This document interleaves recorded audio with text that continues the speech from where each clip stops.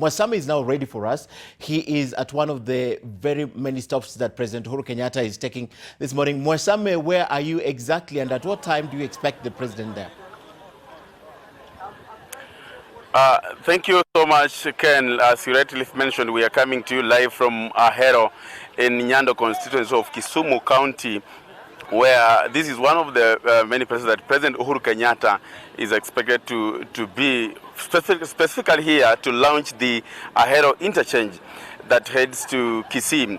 And therefore, you asked me about the time that the president is supposed to check in here. We are not very, very sure, but as the indications are, we have seen a crowd of leaders, those expected to leave him here arriving. That is an indication that the president is not very far away from here. Apart from launching the Ahero interchange, the president also will be launching the Kakamega Buye highway that has been under construction for now 2 years. That is a project that is manned by KENHA, Kenya National Highways Authority. The president is also expected to launch the universal healthcare at the Mamboleo Stadium. That will be the peak of his tour today in Kisumu County. The president is expected also to be accompanied by NASA leader Raila Odinga. Remember, since the handshake, this was the area perceived to be, a rejection zone for President Uhuru Kenyatta. But since the handshake, this is a welcoming zone, and residents are very, very much awaiting for the president. They are saying that this is going to be a changeover for this region that has been in opposition for very many years. And therefore, Ken, this is something that is, seen as a very big step in terms of development. And remember, the Ahero interchange is a project that is also just 60% in completion, and therefore it's supposed to take close to around two years from now to be completed. Ken?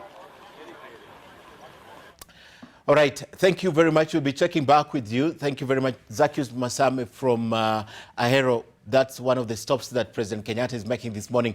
Gentlemen, before I talk about the next story, I just like your brief comments. I'll begin with the lady, lady and gentlemen, about the demolition that is going on in Gigiri this morning. Yes. Well, it's unfortunate that the building has to come down. The first thing is he had been warned not to go on. So instead of him adhering to what he has been asked not to do, he went ahead. I think it's what we are seeing in Kenya, impunity. Okay. But now impunity has a price, and a very deadly price. Okay. You lose investment money on demolitions. Okay. Yeah. But again, it's disturbing, Simeha, to look at such an investment coming down. I mean, there are quarters that have argued, why didn't you just say he cannot go above a certain floor and then just let the investment stay?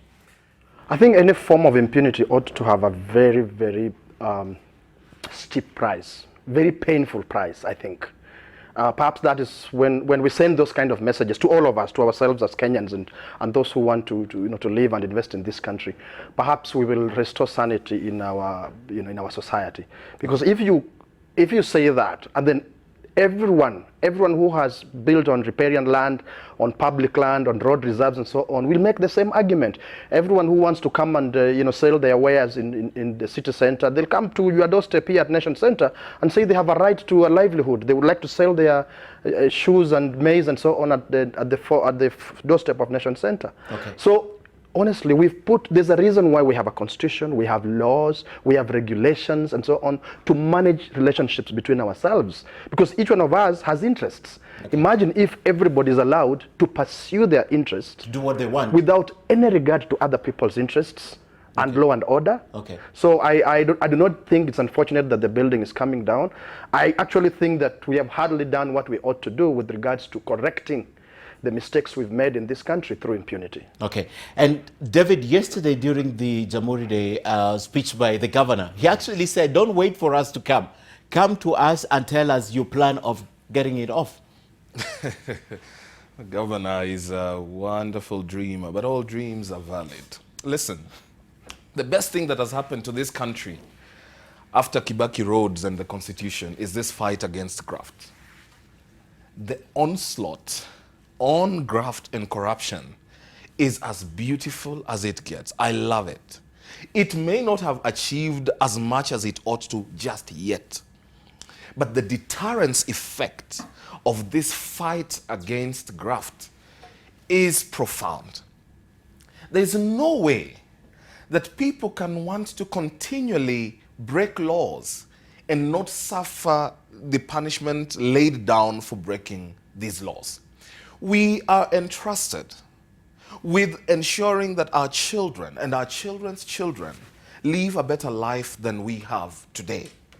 So if you wake up one morning and because you think you are the billionaire who might have funded the campaign of the governor or a presidential candidate or whatever it is, and so you will get into an area where there are restrictions on the number of floors that you can build, and you decide that you're too important to listen or to abide by the laws, then the best thing that can happen to you is to see yourself losing that very thing that you cherished, so that it's a slap on your face. I want to implore, in fact, what President Uhuru Kenyatta has begun with the DPP and DCI, I am only praying that the investigative agencies are able to make their cases so watertight so that we do not go to court again and the same guy is going to claim for more than he has lost in that property and say, no, look at this, try and look at it as amount of money I would have made accruing over this period, and then he's going to be paid 2 billion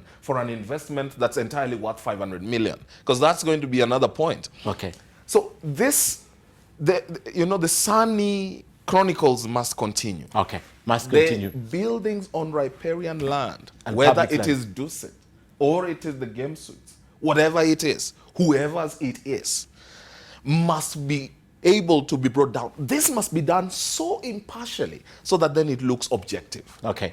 And I guess, Mamboleo, the question to a lot of people now is what he's speaking about, David is speaking about. What happens after? Can I claim compensation? What happens to me if that was my building? Ken, to ride on the high philosophical pitch that my friend David has put forward, I want to state this, that you see, what is happening is extremely important. Why? Because it sends a very stark message to the lords of impunity in this country that, your time is nigh. That time when you used to do these things and get away with it is long gone. However, I want to put it here very categorically that there is an important aspect which we must never forget about. And this is the people in government who collude with these people for them to do these buildings, okay?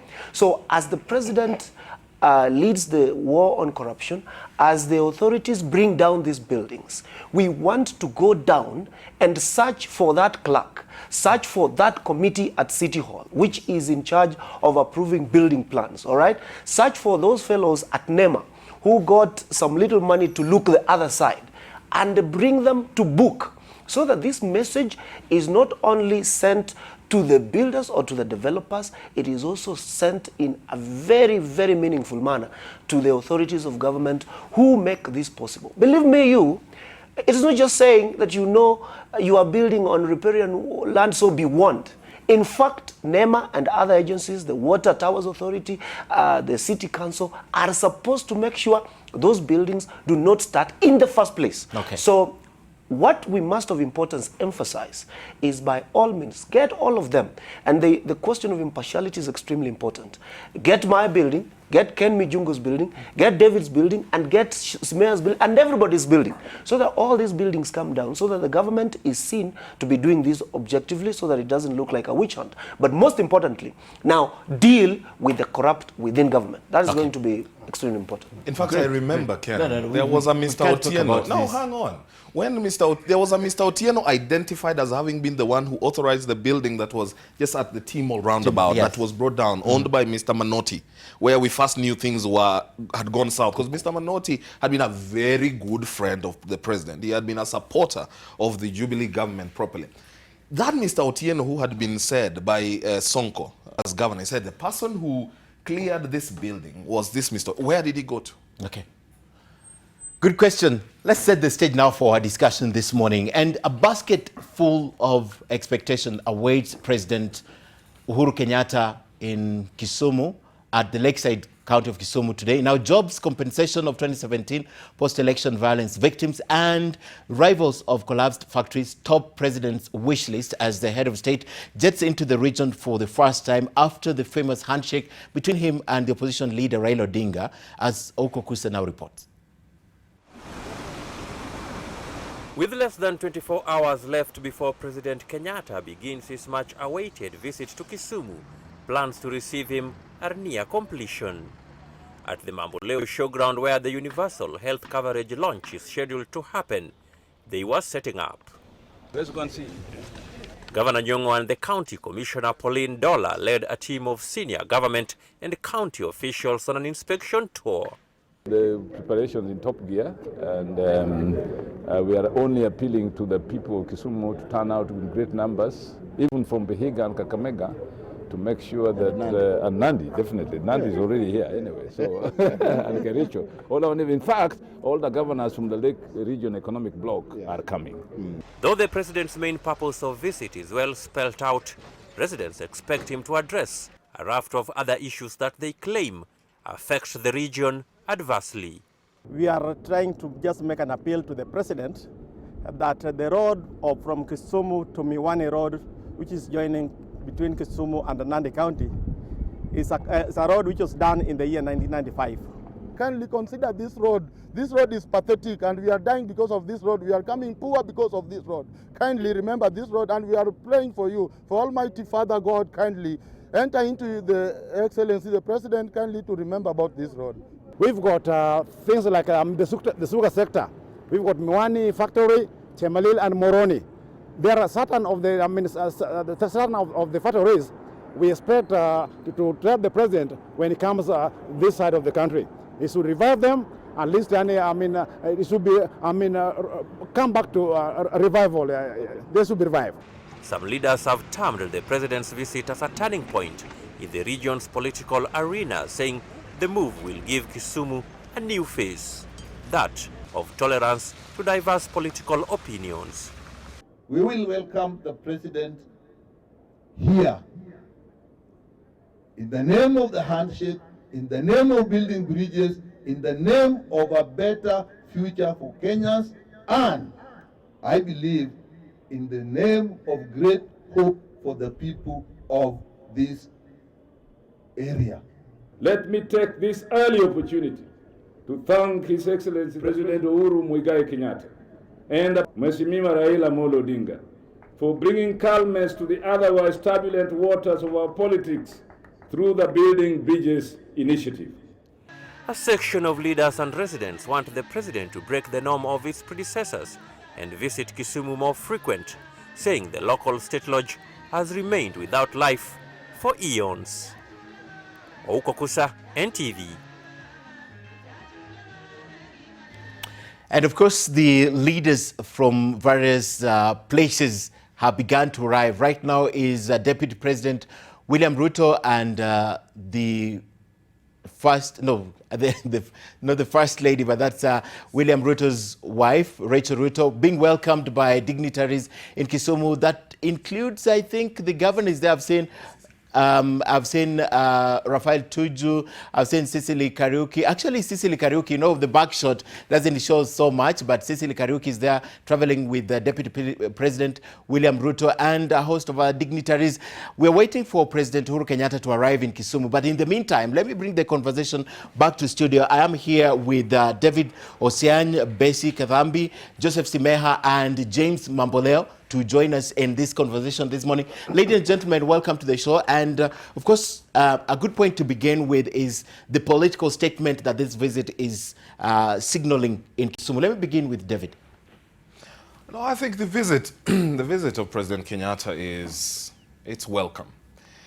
It diffuses the ethnic and tribal tensions that we have had. The Luo and Kikuyu communities over the years, from the times of Uhuru and Raila's fathers, have been, at war politically. In fact, they will do business wonderfully, but when it gets to the elections, it becomes another thing. And for that reason, the Nyanza bit of this country, the western bit of the country, has deliberately been left behind in terms of development until this good thing called devolution came.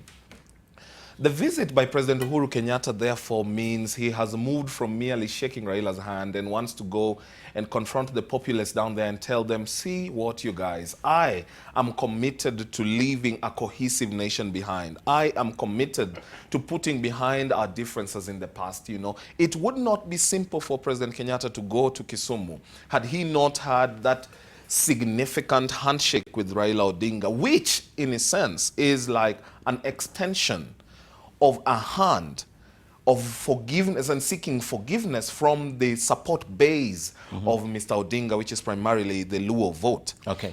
And so I hope that while he is there, he is able to, honestly have a conversation and tell them, I know that at the height of the elections last year, so many things happened. Lives were lost. I have requested for compensation. I may not have been the one liable because he's not the one who carried the gun to shoot, but it is perceived that the directions may have come from him. I hope while he is down there, he is able to confront the issues around sugarcane farming. I want the political statement first. I'll get to the business side of this. The political statement is made by his going there. To say, listen, you didn't expect me here. Here I am. Basically, this is 9 months after the handshake. And of course, almost 1 year, 3 months after. The last time he was there was July, when he commissioned that project of Kenya breweries, right? And now he's back. Everything is settled. People are speaking. The table now, you can find everyone on the table. Former Prime Minister Raila Odinga has a position in the AU. And the people of Kisumu still are not yet feeling the impact. But at least they have made some steps. Well, for me, I think it's the effect of the handshake. I have two outlooks to it. We are seeing now, we are breaking banks where we had this social, cultural upbringing where we thought Kikuyus and Luos cannot be.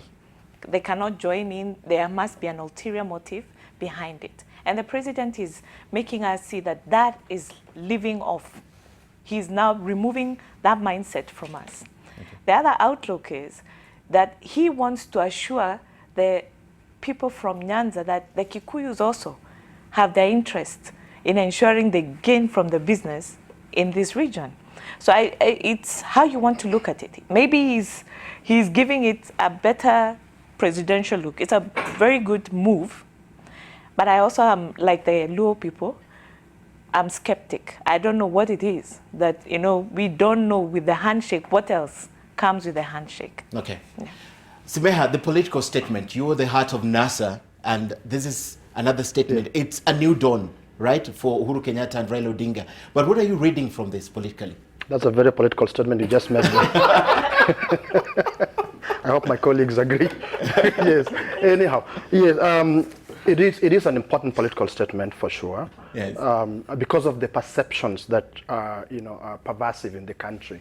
That because of the polarization, the president has been historical, that side of the country is left on the periphery, because we are perceived not to support those who are in power currently, those who have been in power before. So therefore, we have to be punished communally. So in terms of just general understanding of citizens, it is an important statement that, look, let's talk as Kenyans. I am a president, even though in my opinion by default, of all Kenyans. So let's talk as Kenyans. What I fear though in this political statement, Ken, is that it is already to me easily whitewashing certain very important unresolved issues. Issues of violence during the elections, issues of particularly violence from state institutions, the police, during the last election, the fiasco of the elections. To me, it must never be allowed to go away. In fact, I wish that during this visit, it should have been greeted with protests and picketing, and the president responds to that positively and says, look, I hear you. I acknowledge there was a problem. I acknowledge we have not resolved that problem. We need to resolve that problem. But now welcoming the president, you know, if you try to send that message, say through picketing or demonstrating, you are seen as someone who is not welcoming the president, that you are anti-Uhuru, that you are showing a bad picture, that maybe you are embarrassing, even you are embarrassing Raila Odinga because of the handshake and so on. I would like people's voices, particularly victims of state violence, not to be whitewashed, not to be, you know, hidden under the carpet, that this kind of visit should bring those out so that we have a process of truth, we have a process of justice, and we have a process, hopefully now, of reconciliation. But this is symbolic. Symbolism is only a small bit. It's not going to heal us. We must go through a very genuine process. Okay. Yes. The fact that he's even taken this step hardly a year since he was re-elected as President James, to you, that's also a political statement that he's making. It's extremely important, and I think this is what it tells the hardline supporters of each of these two camps, that, like my friend Simeha, that, you know, don't fight too hard, because politics is basically politics. Ken, we were here in the aftermath of the election last year, and yes, we debated this question immensely with serious professionals in this town, taking divergent, opposite opinions with respect, for instance, the upcoming fresh presidential election. And this came and happened. And you know, the important thing that we must remember is that for the 4 counties of Nyanza, the second presidential election did actually not happen, all right? Because the IEBC, noting that there was purely havoc and the possibility of serious violence, decided to leave that side of the country so as not to participate in the second election, which is extremely unfortunate. However, 1 year down the line, we now have in place a very firm handshake between His Excellency the President and His Excellency the People's President, former Prime Minister Raila Odinga. And you can see that out of that, they are now meeting in Kisumu to try and tell the people that, look, politics is just politics. We are now beyond there, and we want to lead this country to probably an era of reconciliation and an era of working together. Now, coming to the question of what does this symbolize? You know, not even the devil would know the state of mind of any human being. But I want to deduct, to the extent that I can, that out of that handshake must have been a process in which the two leaders sat down together and decided that in the best interest of the country, let us now work together. And as a result of that, you have seen many steps being taken. It is true that the Building Bridges initiative hasn't seemed to have made a lot of steps as at now, but I believe that there is some process that is ongoing. And ultimately, the important question, Ken, is going to be the question of political competition. Okay. Are we going to continue in this country having the kind of political competition in which after every election, you know, some part of the country feels that they were left out and they were left out unfairly? Or are we going to build an election process in which after every election everybody is able to shake the other's hand and say, look, this was fair, let me try this thing again? But most importantly also, let us always remember that there is going to be a question later in which our people are going to have to consider the question, right? Is the kind of government as constituted right now through our constitution, okay, probably the kind of government we should have? Is there probably a place for thinking outside the constitution we have, so that we bring about a dispensation in which everybody feels, okay, like they belong within government? I think that is a conversation which we might need to start. Great. And the former Prime Minister, the host of President Uhuru Kenyatta, has just arrived. I think it should have been the other way. He should have been there to welcome the Deputy President. There's the Deputy President welcoming, but that's political also. No, that's political also. What do you mean? Junior people arrive first, the senior people arrive. No, that's a political statement, Simeha. I will not agree. But let's move the conversation. That's the former Prime Minister Raila Odinga arriving, Rafael Tuju welcoming him, and the choice of even the entourage. He just arrived with Junaid Mohammed, you know, and the Deputy President arrived with Rashid Echesa, you know, very interesting, and Sicily Kariuki. we can't ignore the fact that Mamboleo has brought in a very important aspect of this conversation, the 4 counties. And traditionally, Kisumu and Siaya, where Uhuru Kenyatta is visiting, have stuck with Raila Odinga, regardless of what happens, right, Bessie? Yes. And that's where Uhuru is going also this morning. I think also they're seeing there's opportunity. But for me, what I find, I agree with my friend James, is come 2022, will we still be having another building bridges initiative? Yeah, because we could visit these places. That's true. The president will go to Siaya and all these places, but it's just visiting. Yeah, and what for me I'll bring in also is what has the national government done to enhance what the county is doing in Siaya? We're not just doing this for mere political rhetoric, yeah, or some sideshow. But what has the national government helped Siaya people in ensuring that they are being given that better platform that they were not being given before? Okay. So his visit there for me would be, what will you do for the people, or what have you been doing for the people? It's not ceremonial as much as we want to make it. We also need to see where our taxpayers' money is going in terms of the national government supporting people in Siaya. Okay. Yeah. David. You know, one time, I think just about 3 months ago, there was some students, I think there was a presidential program for students in high school. And one of the girls stood and shot a question at the president and said, President Kenyatta, what would you like to be remembered for if you were to leave office today, or when you retire from office? To which President Kenyatta answered, I would like to leave behind 1, a cohesive nation, and 2, a country that's rid of corruption. The president's visit to Kisumu connotes the first legacy he would want to leave, which is a cohesive nation. But that does not happen by merely visiting that side of the country. We have to put in place structures that would ensure that happens. That you have structures laid down, institutions that work, that will ensure that beyond his presidency, beyond this handshake, we are able to have a country that's truly cohesive. That we can indeed have political competition, fine, but it is not political competition that would evoke tribal emotions. And how do you achieve that unless you show that for such an ethnocentric nation as is Kenya, there is something for everyone? You see, the tragedy of a tribal country, or a country that first thinks ethnic before thinking qualification, is that if ethnic groups or conclaves are not feeling part of the process of governance of the country, then their people and their supporters will say, we have been rejected, or we have been thrown to the periphery. Okay.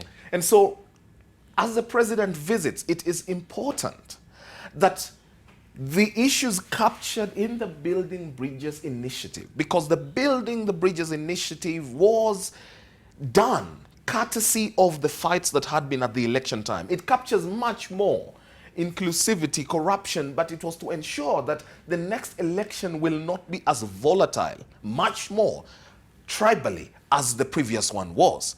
Are we able to achieve a country where all of us feel they belong? Are we able to see, right from the appointments into devolution, that this can work? Of course, one would argue that devolution has come to try and sort out the problem of feeling neglected, so that everyone can point and say, indeed, here is a little money allocated to Kisumu County. We have to also insist that the leaders who are tasked with ensuring that money works well do it, and do it right. I have countlessly said that in the year 2013 to 2017, Garissa County, Kisumu County, Homa Bay County, Migori County had each of them 23.3 billion shillings. Look at what Makueni County, which also had the same amount of 23.3 billion, has done with its 23 billion, and compare it with what the other characters who led in the different jurisdictions in the first term did with that money. Now, we have to ensure that this helps us to catch up, but there is the part that the president himself has to do politically and decisively. And it goes beyond appointments. Some of us, and I'm grateful to be a beneficiary of that kindness and serving on the board of the suffering Chemelil Sugar, which we hope to revive. But beyond the appointment into these boards, there is a much more significant issue around infrastructure improving these areas, ensuring that they have institutions like hospitals that are properly, equipped. So there's much more to it than just the visit. I'm taking a short break. When I come back, I'd like your sentiments, James and Joseph, on the fact that traditionally these two regions where Uhuru is focusing his attention for the next 2 days are or have always stood with Raila Odinga, and those are the places he's targeting. We take a break. When we come back, we'd like to talk about that, and also we'll do another round of check at the Grand Manor Hotel in Gigiri to see what's happening. Stay with us. Welcome back to NTV Today. My name is Ken Mijungu. With me in studio is David Osian. You have Basic Adhambi, Stella Agara, Joseph Simeha, and James Mamboleo. And Mamboleo will be at Mamboleo sometime today. Absolutely. Is that related to your family? Yes. Is it related to your family? Chickens are finally coming home to roost. Thank you, ladies and gentlemen. And of course, we had live pictures earlier on of the Deputy President William Ruto and his entourage arriving. He had with him Cecily Kariuki and Rashid Echesa, among other top government officials. Raila Odinga with Junet Mohammed, the director of elections at ODM, right? Junet Mohammed, and we expect President Uhuru Kenyatta to be to touch down in Kisumu at any moment. As soon as we have those pictures, we're also bringing them live to you, and we are live from Ahero Interchange. That's where President Uhuru Kenyatta will make his first stop today before going to Mamboleo. We also understand that he will be going to the Jaramogi Oginga Odinga University of Science and Technology, where they'll be conferred honorary honors later on, and a lot of other things, including launching the universal healthcare in Kisumu. So we are on standby for all that. Right here in Nairobi, we are at the NAT conference and also at Gigiri, where the Grand Manor Hotel is coming down. All right, let's come back to the discussion. And Stella, good to see you. Welcome to the show. You haven't spoken, but I have to give Joseph and James at least to respond on the issue of the two regions that traditionally have stuck with the opposition, and those are the target of President Uhuru Kenyatta. Yes, the regions that you've mentioned, particularly the 4 counties of Luo Nyanza, you have not only stuck with Raila. You remember in 2002 they stuck with Kibaki, overwhelmingly, who is not Luo. So they have stuck with whoever they saw as the one with the greatest promise to deliver on their expectations as a people. So it's not just them sticking with Raila because he's Luo. I believe they stick with him because that is where they see the person who has the highest promise of their expectations being fulfilled. Okay. I think we have to look at it in that context. So to the visit to those regions, as we have said earlier, it's important. The gesture is important. The political gesture visiting is important, but it should only be the beginning of opening up our dirty history, so that we can look at the naked truth. Because I do not think palliative gestures are going to make this country a cohesive country. No, they will not. They will temporarily lull the pain. And we imagine that we are all one because Uhuru Muigai came here. But things continue as business as usual. We must dismantle the system that creates the divisions that we have in this country. The system that has institutionalized as ethnicity, excluding other people and so on. That system is intact in place. We must dismantle that system that promises a much better life and standard of life for a small group of people and consigns the rest of us to a struggle. In fact, I disagree with Mamboleo when he says that we must not fight so hard.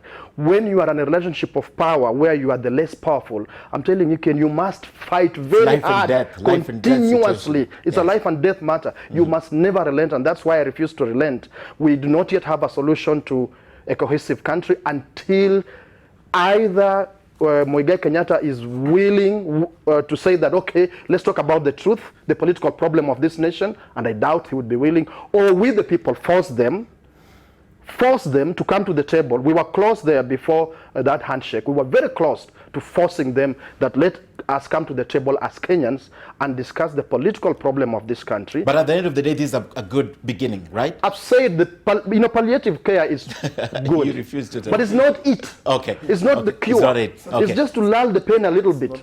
It's All not right. treatment. Thank you. James. Again, I agree with my friend Simeha totally. For once.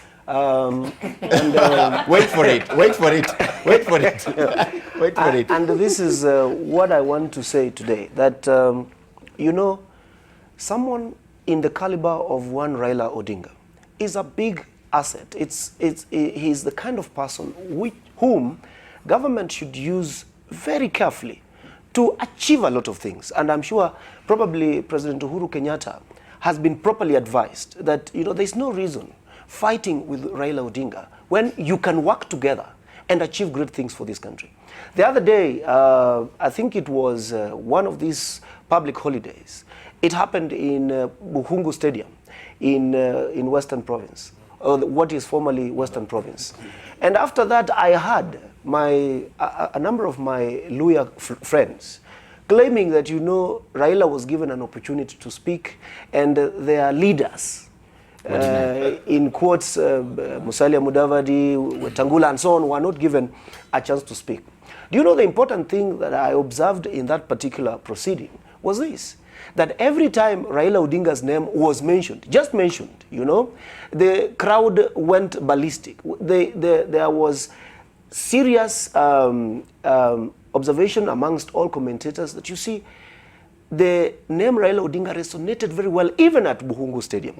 Now, every time, probably a few times it was mentioned, every time Wetangula's name or Musalia Mudavadi's name was mentioned, in their own backyard, nobody said a thing. Yeah.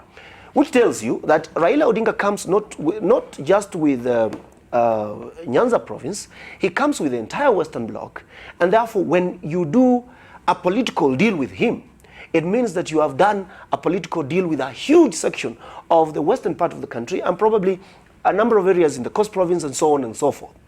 What am I trying to drive at? We can call it palliative care. We can call it knee-jerk reaction. We can call it fake relationship, or whatever it is we want to call it. Those of you here who are aware of how politics is negotiated must understand that the fact alone of Raila Odinga shaking the hand of Uhuru Kenyatta does not necessarily mean the benefits that he's been seeking for his people are going to come. The days ahead are going to require very serious, objective, practical negotiations, hard negotiations, where you compromise a little and give a little to make sure that this happens. Because government is a behemoth. It is not going to take political fiat from the mouth of Uhuru Kenyatta for people in Nyanza to get benefit. It is going to require a group that is extremely well organized, which knows exactly what it is going for, to negotiate with Uhuru's government so as to acquire those benefits. Remember, and this is extremely important, that these leaders also need to put the interests of the people ahead instead of their own interests. Okay. It depends on what these leaders are bringing to the table for negotiation. If Raila Odinga goes to Uhuru Kenyatta and all he's asking for is a job for himself and for his relatives and kin and friends, then you can be sure that will not go very far. Okay. But if he goes very strongly this time around and says, look, my part of the country has remained behind for many years. They don't have hospitals, they don't have roads, they don't have good schools, they don't have whatever facilities they do not have, and then puts that as the first negotiating point. Believe me, he's going to be in better state to get those benefits than if he goes for personal things. Okay. But most importantly, and I want to say, which is extremely important, somebody raised the whole idea about William Ruto being in Kisumu earlier than Raila Odinga, and that is Raila Odinga's turf. And my friend here said that, you know, it is because he's junior. I do not think that it is because he's junior, but I think that if I were William Ruto right now, I will understand that when somebody is president, like Uhuru Kenyatta is today, and he's dealing with someone like Raila Odinga, then probably a time has come for him to go beneath them and understand what these people are about and support that process and be seen to be supporting it. Because I think that at this particular point you can see that he's becoming the weak link in the effort towards cohesion of this nation. So I do not want him to be left behind. I want him to work together with these two gentlemen so that to assist this country achieve a good sense of cohesion. Because we do not want a situation in which yesterday Kalenjins were working with Kikuyus, so that this time round now, because Luos are working with Kikuyus, that now there is a big rift between Kalenjins and Kikuyus. So there is no reason for making one step forward and another step backwards. Thank you. Stella, the political statement, let me begin with that because I've heard their views. Your view on the political statement that this is sending down there, and you are a youth champion. If there is something for the youth of Kisumu, for the youth of Siaya who have stood by Raila Odinga. I think, let me first of all begin by noting that I am on record on this show as having said the handshake was a very good thing. That anybody who's against it is actually of the devil, because we desperately needed it at the time when it happened. But having said that, the handshake, I did say then, took place at the top level, but never took place at the bottom. And for a long, long time, the young people in Nyanza were not happy, or in former Nyanza, were not happy about the handshake, because they did not understand why they had to engage in the fight for that long, only for the handshake to happen. So I did mention here that it would be important for a certain level of sensitization to take place, for this group of people to understand why sacrifices of their ambitions had to be made at that time, and when eventually the aspirations will be met. At this time, as the president is visiting, I think it's a really good thing that he's visiting. He's sending definitely a positive message to the people of Nyanza that he's willing to work with the people of Nyanza.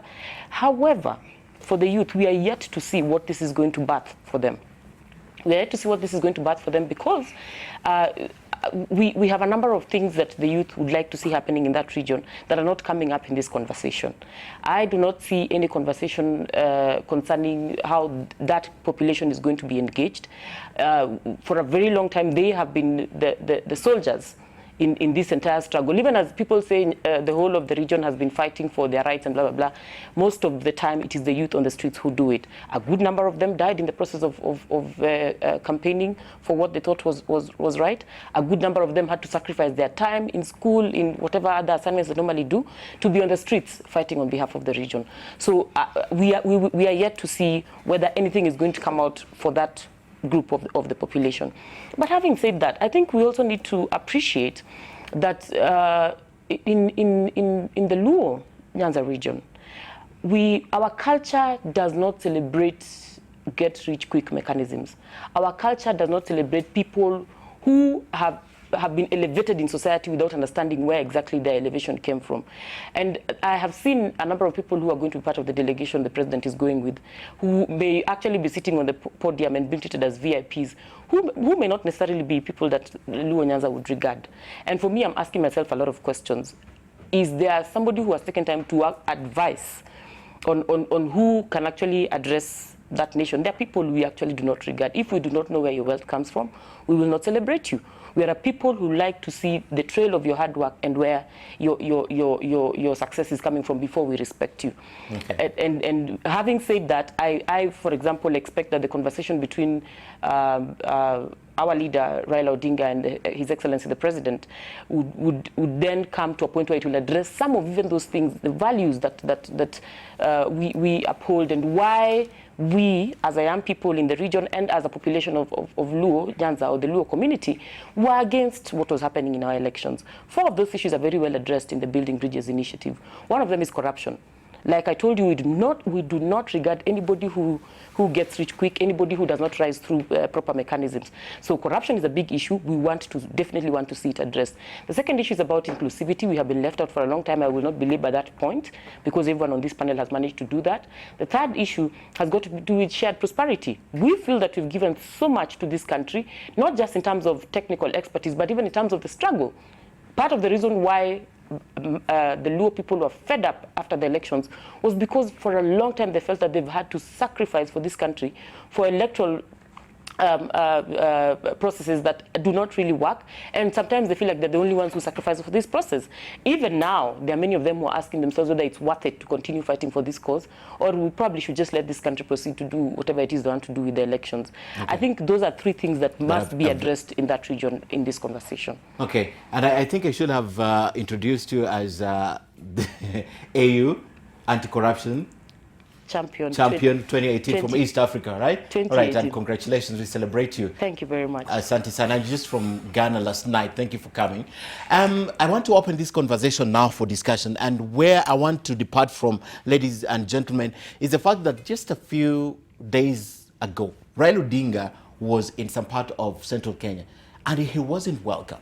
Now, that is not the same thing that we are seeing. However, the sentiment that precedes the arrival of President Uhuru Kenyatta are that they didn't do it for our leader, but you have to do it here, right? Let me begin with David. The fact that that happened there, and on this area, everyone is saying, no, we have to welcome the president here.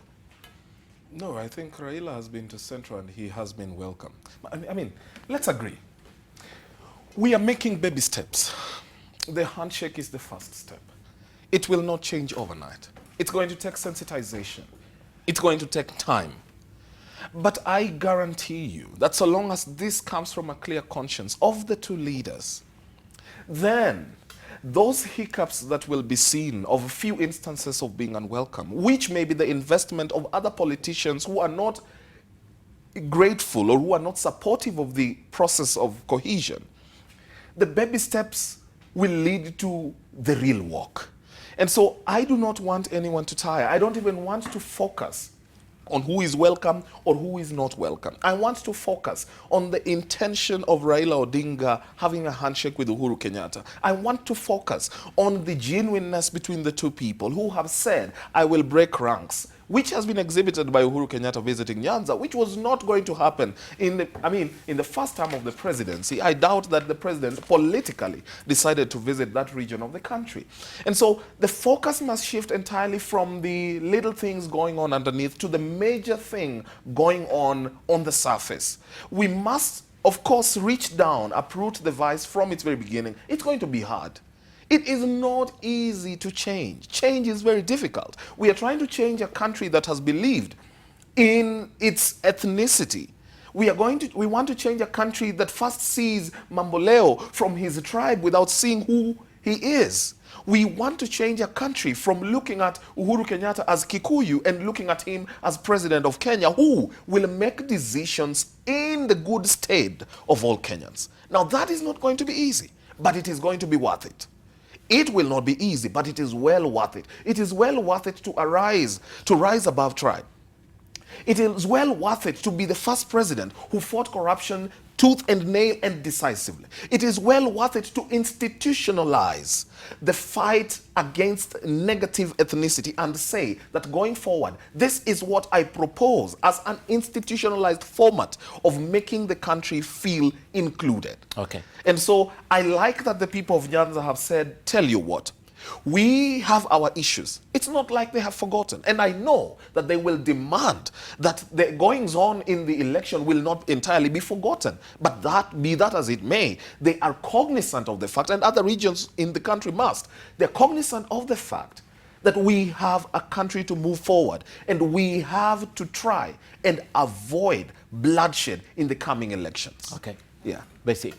I think to change also the narrative that we have, if Uhuru had gone 3 months before the handshake, or maybe even after the handshake, I think the same reaction would be, but that is not justifying that he was not welcome. The point I would like to echo is what Stella has said. What is the role of the youth? Yes, we have a disconnect right there. I heard the president say that he'd rather hire old people than youth who are stealing. And if we cannot have a place for the youth, they make 60% of the IBC. They are the voters. They are the people dying there voting for these leaders. If they can't be recognized, then I feel they are left out, and they are the people who will take the bulk of that building initiative to the next level. So what is their role? Where is it? Thank God that we have a young face. I was expecting a white person when you said the AU youth champion. Yeah, we don't have white hair. Well done. We have a young person, you know.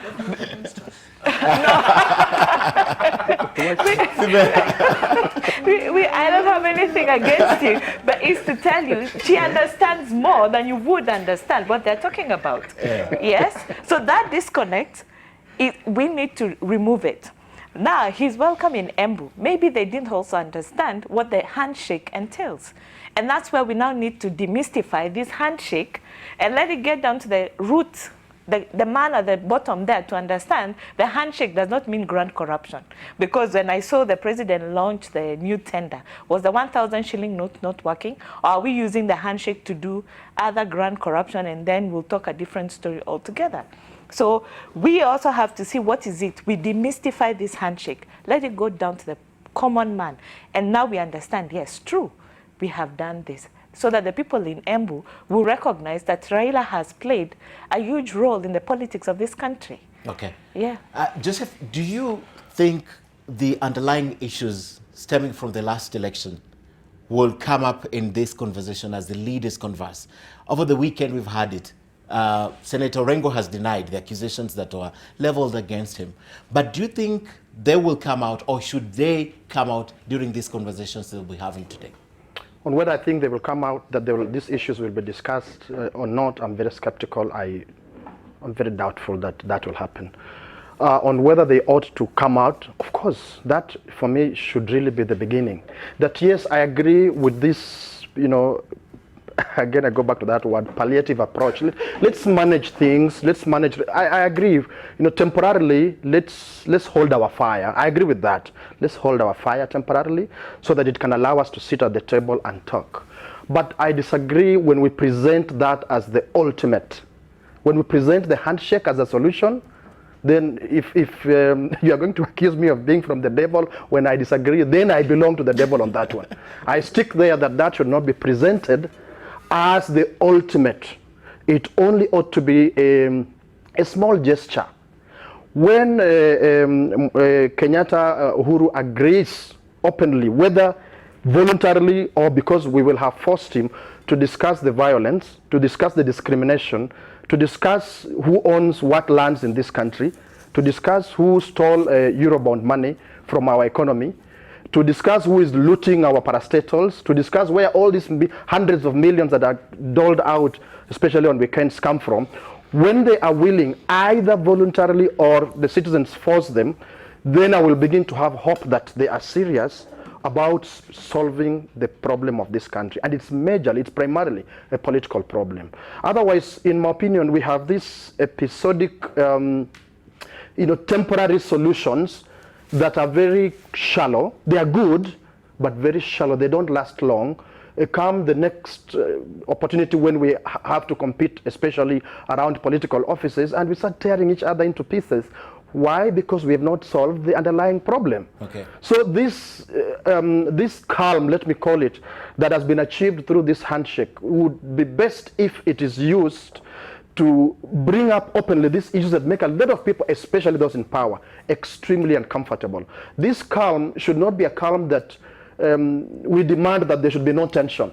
Creative tension is necessary for sorting out a society that is so broken like ours. Okay. Welcoming people, I would have liked to see, actually, as I said earlier, welcoming people does not always mean you clap and sing.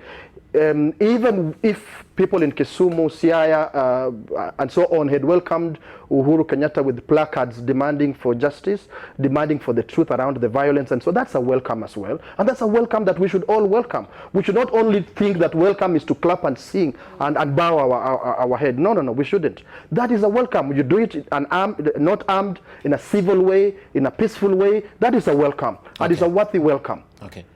Mamboleo, this issue is coming up. But to what end? To what end? What will happen after that? Smeha is deep, very deep. Let me tell you something. Just after, and he reminds me that he's also old. Just after the handshake, immediately after the handshake, most of the supporters of the two leaders, both sides, were bamboozled. They did not understand what to do because they had been trained only to fight, you know, and die fighting. I'm sure the president, even now, still has a lot of opposition within Jubilee because there is a section there which doesn't understand why he had to take that step that he took, and that in their political matrix, they see this in 2022 as putting them in a less advantaged position, like if he didn't do the handshake. On the other side, as my colleagues have said, there are people in what formerly was NASA, I don't know whether it exists now, who still do not believe that this was the right direction that their leader needed to move, okay? And I'm sure Simeha is one of them who is an avowed supporter of that position. Be that as it may, I think what we're looking for here is the word balance. Strike a balance between the positive aspects we can gain from the process that has followed the handshake and the negative benefits it can have. The president, for instance, has said that one of his legacy projects in this nation is to leave a cohesive nation behind and to fight against corruption. Believe me, without this handshake, the fight against corruption would not have headed anywhere. Because anytime you touch someone who is seen to be leaning towards NASA, for instance, then the NASA brigade is going to come out and say, you know, we are being targeted specifically because we do not support the government. But that was master genius at play. Bring everybody on the table so that when you hit a Jubilee person and you hit a NASA person, now because we are a one united nation against corruption, it's fair play. It's fair play. And I think that is going to achieve a lot of things. David said here that the deterrent effect of the fight against corruption alone is enormous. And we have achieved this within a very short period of time. That is a very positive thing that we have had. And then look at the economy. GDP was not even measurable anymore, whether it was growing or declining and so on. But we can see that right now, economic activity is beginning to return to normal. And we expect that probably now Uhuru, working together with Raila, will share the ideas they both had for this nation so that this country can move forward. Because ultimately, let me tell you, it doesn't matter how much or how good political speak we have. For as long as that mwananchi out there does not have money with which to pay for his son's school fees, does not have money with which to access medical services, does not have money with which to do all they need to do daily to survive, that political speak is not going to make any difference. So what I think is important is, this is a good step. Raila Odinga and Uhuru Kenyatta are now sitting at the table. Let Raila Odinga bring the good ideas that he was selling to Kenyans before the election. Let them put them together with Uhuru Kenyatta's ideas and use them objectively to take this nation forward. Very finally, a very important aspect of these negotiations, I'm sure, is this. Of course, people have ambitions beyond 2022, and you cannot blame them for having those ambitions. In fact, as we speak, you do not know what ambitions Uhuru Kenyatta might have, what ambitions, politically speaking, Raila Odinga might have, what ambitions Ruto might have, or whoever who has ambitions, be they to become a president or whatever they want to become in future. That's why I introduced earlier the question of Kenyans discussing early, prior to 2022, and understanding what sort of government they want to have. Because we have a presidentialist system in which the winner takes it all and the losers go to hell. So do we want to have a discussion now and say, look, this experiment that we have borrowed from the United States might probably not work in our context. Can we find a way in which after every election, certain people who were on the other side are accommodated so as to achieve the inclusivity that we are looking for as a nation? Because let me tell you, this diversity of tribe is not a big problem, because it is there everywhere.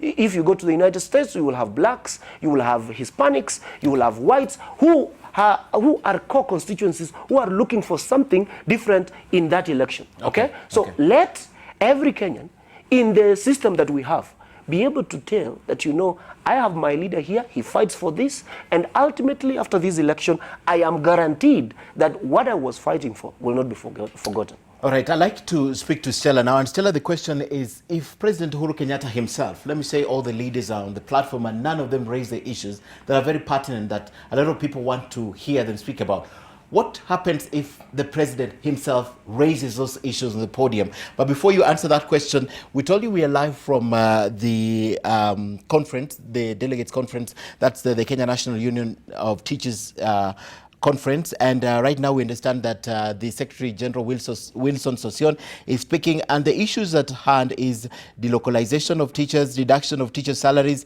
for professional trainings, the new curriculum, among others. And also present at that forum, we understand, is COTU Secretary General Francis Atwoli. Also, what's going to come out of that forum is the employment of 30,000 more teachers, and of course the teachers are against the deduction of 1.5% of their salary to go into the affordable housing, part of the Agenda 4.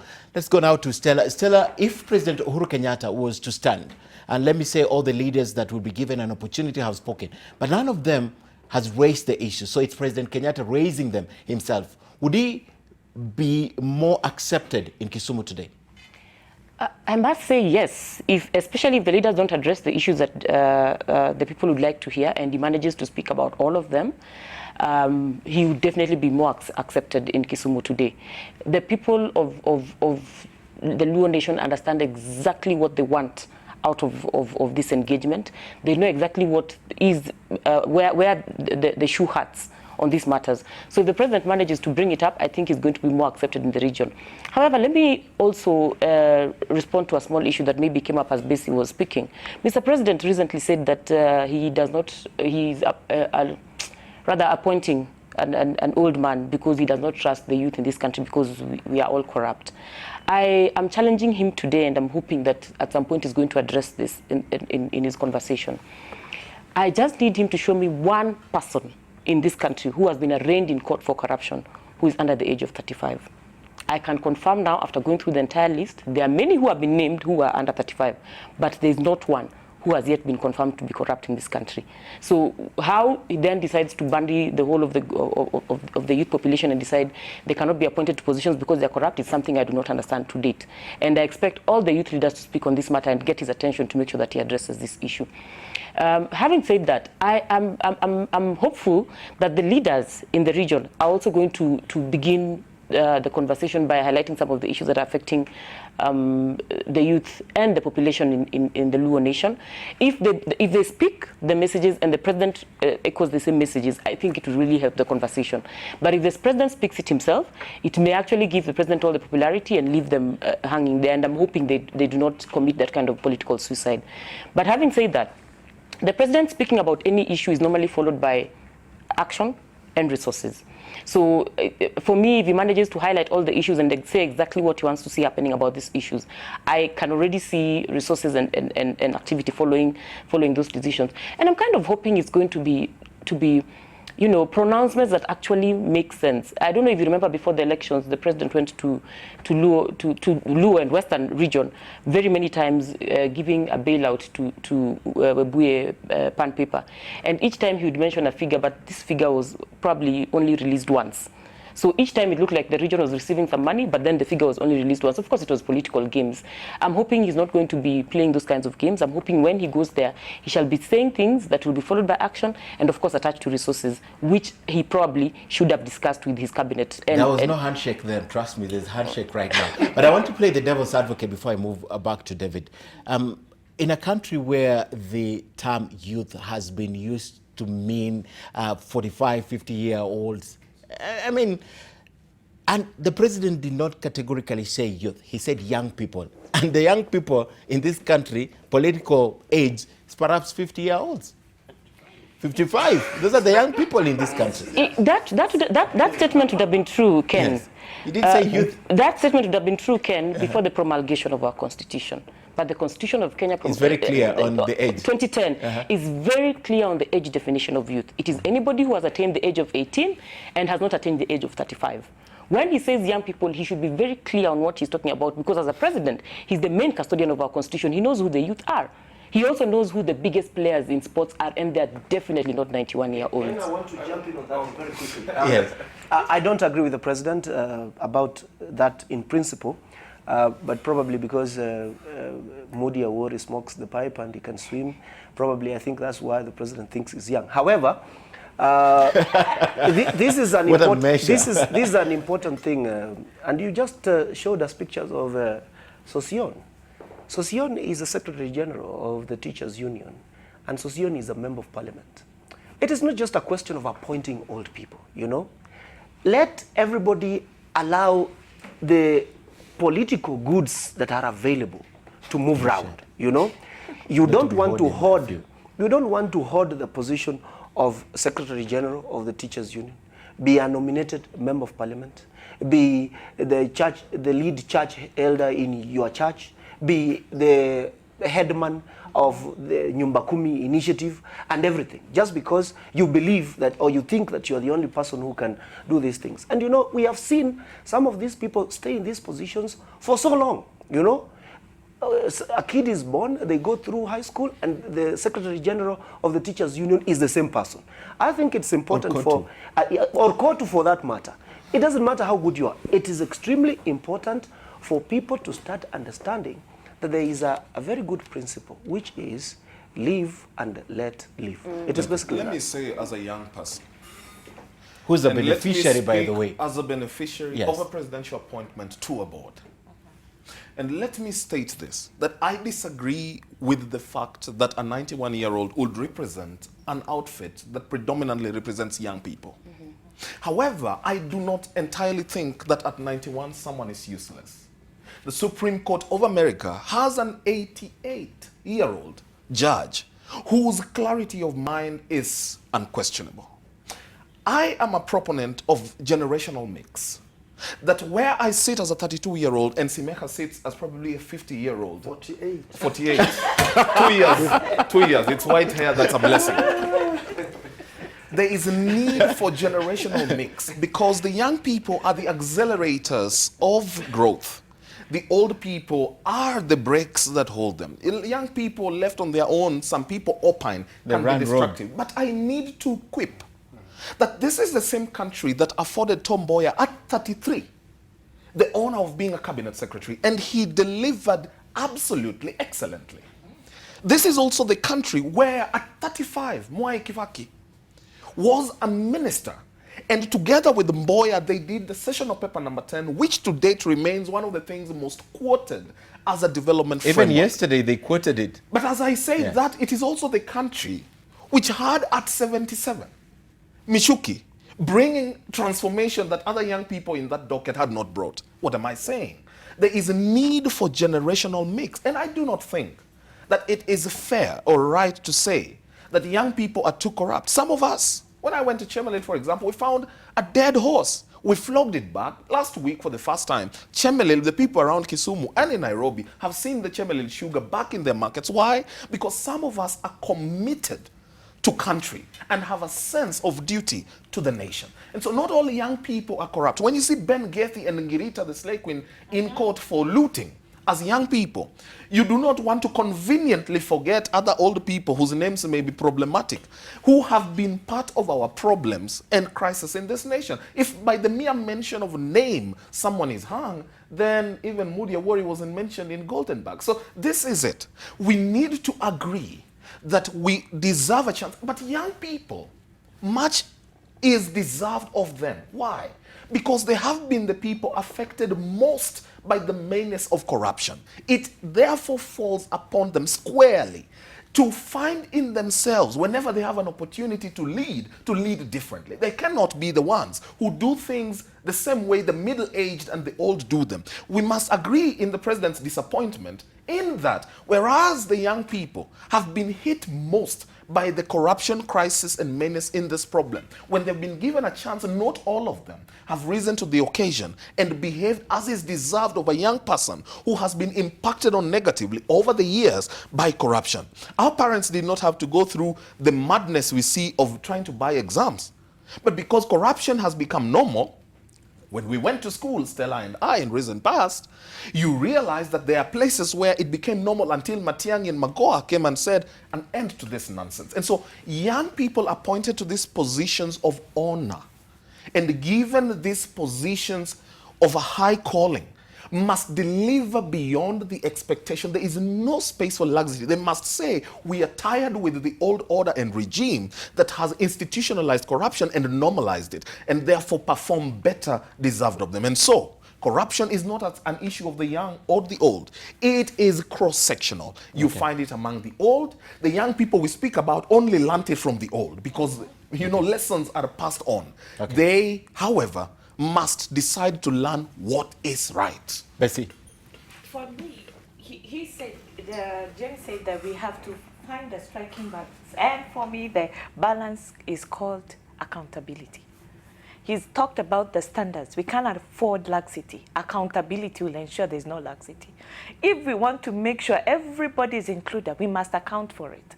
Because for me, when I look at all the initiatives we are taking, take for instance, the Big Four, who accounts for it? What measures have we put to make sure we are taking stock of what is happening? Now, like we go to Kisumu, Professor Nyanza has done a wonderful job, but we may try and look at it as like we are whitewashing his efforts because we are looking at the peace, the partnership, the peace building initiative. But he has done a lot in terms of removing Kisumu from what it was to a new place. So we must also make sure we must account for what it is we are doing. The youth also, on the other hand, have to wake up and take their position.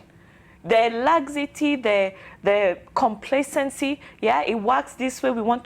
We have to stop and take up our position and be rightfully so. Not involved in violence. We have to get out of this menace called violence and stand and say, this is not right, but we are fighting for what is ours. Yes. Accountability for me will do. Simeha, you haven't spoken about this matter. Yes, I chose to... He said he was old. He hoped that having white hair and saying he's old would earn him a board appointment. Then when I said he was 50, quickly returned and said, no, I'm 48. Or perhaps he doesn't want to be smeared with corruption, you know? But this is old, actually. As you had Stella make it very clear where youth ends. So no, I passed that. In my estimation, the young would be up to 40, the middle-aged up to 55, the old after 56. By which standards? By my own. Okay. Okay. We'll forgive you. We'll have that debate another day. First of all, just to comment a quick one on the issue of what Kenyatta said about young people. You know, it's a serious insult to Kenyans, to young people, and to all Kenyans.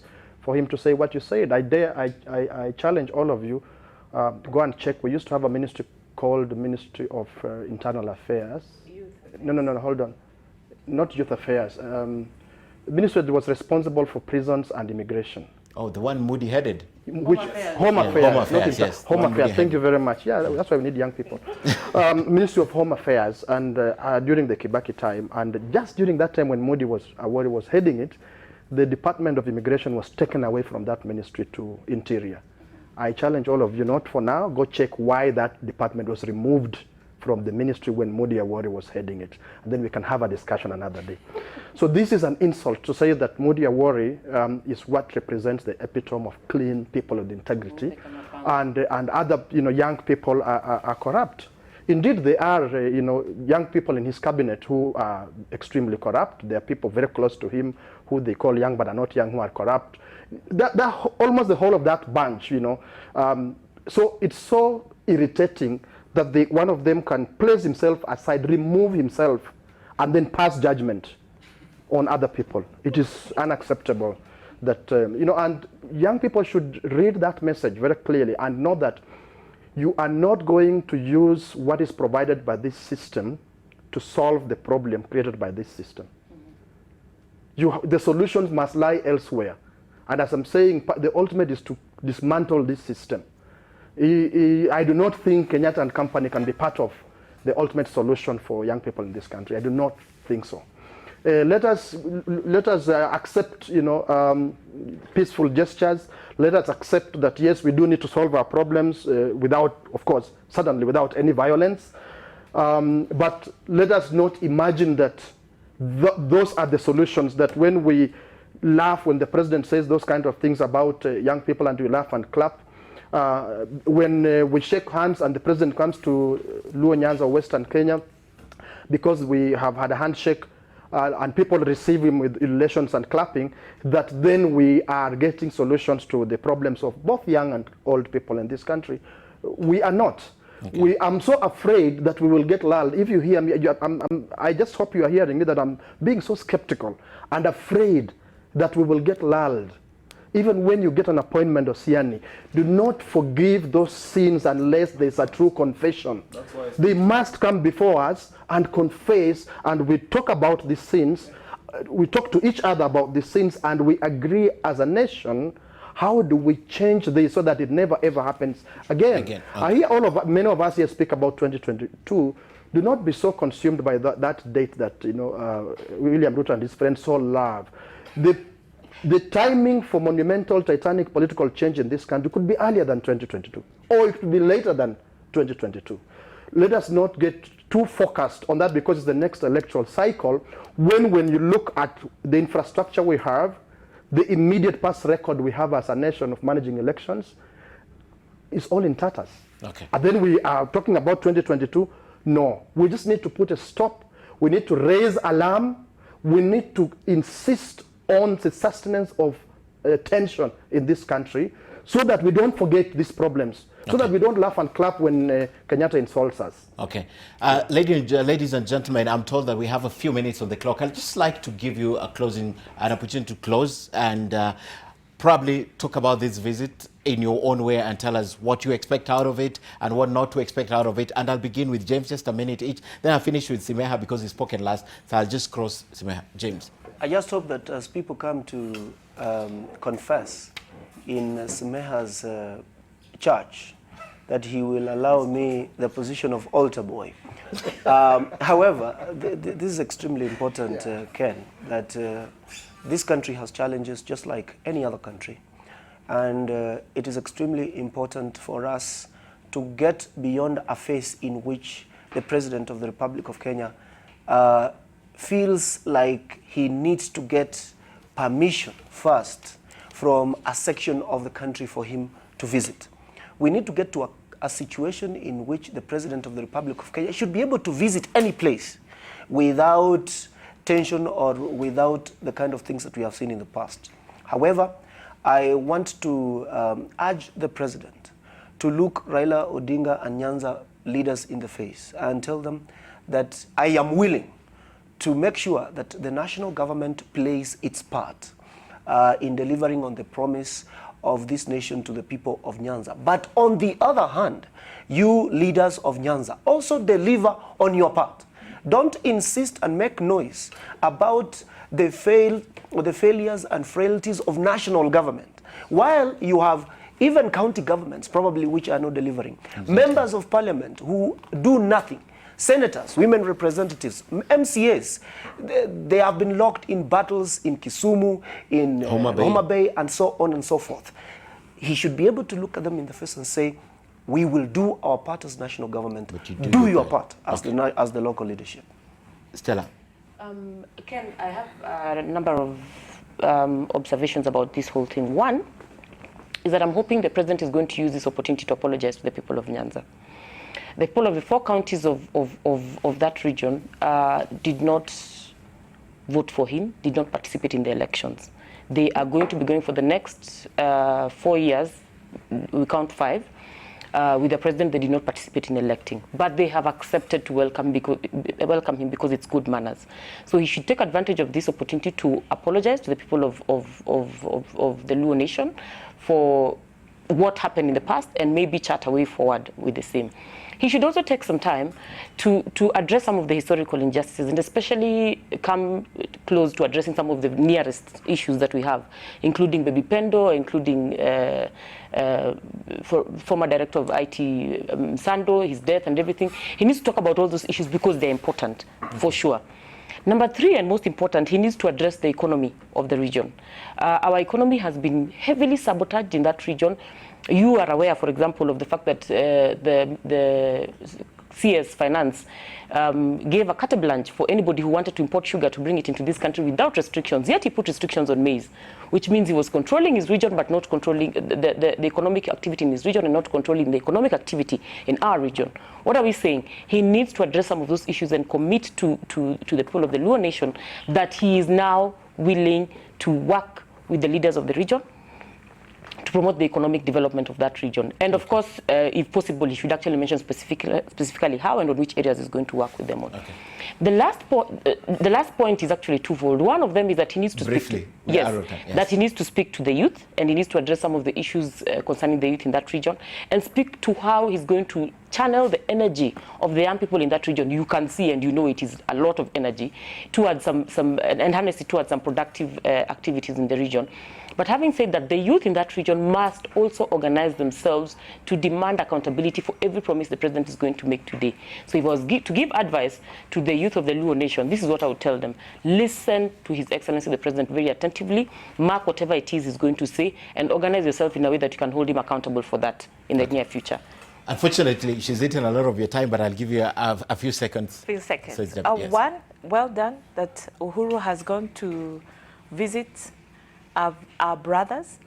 Secondly, if he's fighting corruption, I expect every corrupt person in that region to bring back our money. He's calling them to church. I'll be picking the offering for corruption.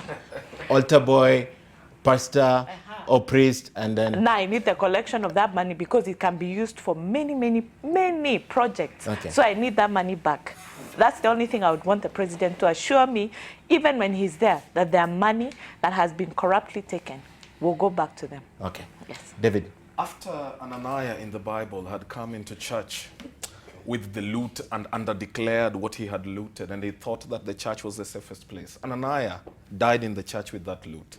The altar boy had seen, he had spoken to Paul, who was there, and the money may have been taken, but then there was the one man who was standing, the men who were standing at the door of the temple to go and bury Ananias. I want to be that man.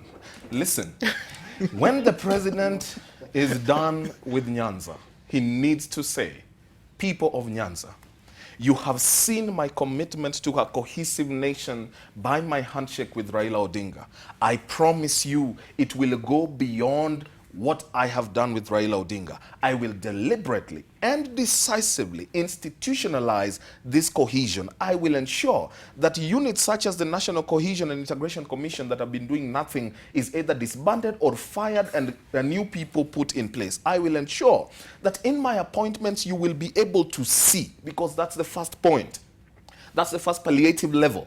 You will be able to see a lot more people across the country, the Njemp, the Luo, the Luya, the Dorobo alike, all represented in that government. I will ensure, as I have done, that when Kenya Pipeline CEO is fired and Kenya Power, and you all agree they are from one tribe, then they will be given opportunities to other people from other parts of the country based on merit.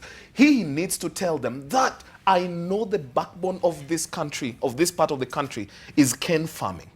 I will give a decree that whereas we are signatories to the COMESA agreement that allows free trade amongst us up to and including sugar, for now we will stop the importation of sugar until we are able to declare how much really we need if we were to operate optimally in this region. Okay. And take away their loans and tell them this 2 billion loan that you owe KRA, any government, government owes each other, that one is cancelled. David, we have because if we save the 600 billion lost in this country, it's enough. We will do so much with it. Simeha, 30 seconds. Thank you for that. 30 seconds. I just want to say that the time when the time comes when we don't lose sleep, when the media doesn't fall heads over heels, is it?